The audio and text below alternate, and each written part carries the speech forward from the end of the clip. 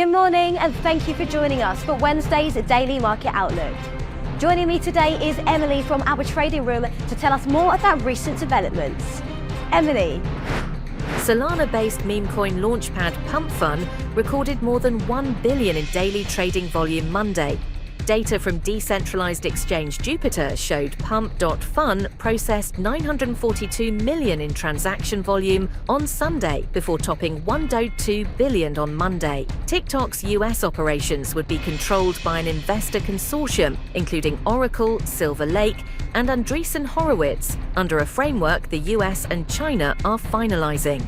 A new company will be created to operate TikTok, with US investors holding a roughly 80% stake. Oil prices rose over $1 a barrel, as traders weighed the possibility that Russian supplies may be disrupted by Ukrainian drone attacks on its ports and refineries, and awaited the Federal Reserve's decision on US interest rates.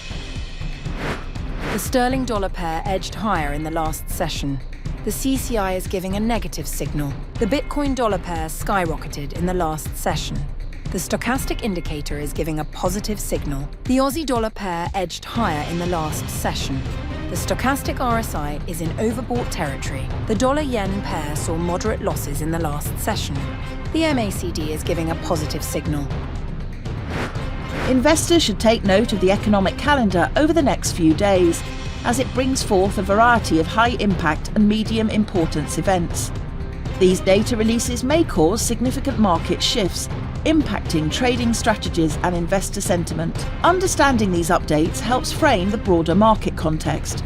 Reacting appropriately to economic shifts can be the difference between seizing opportunity and facing challenges. We hope that you've enjoyed our Wednesday's Market Outlook.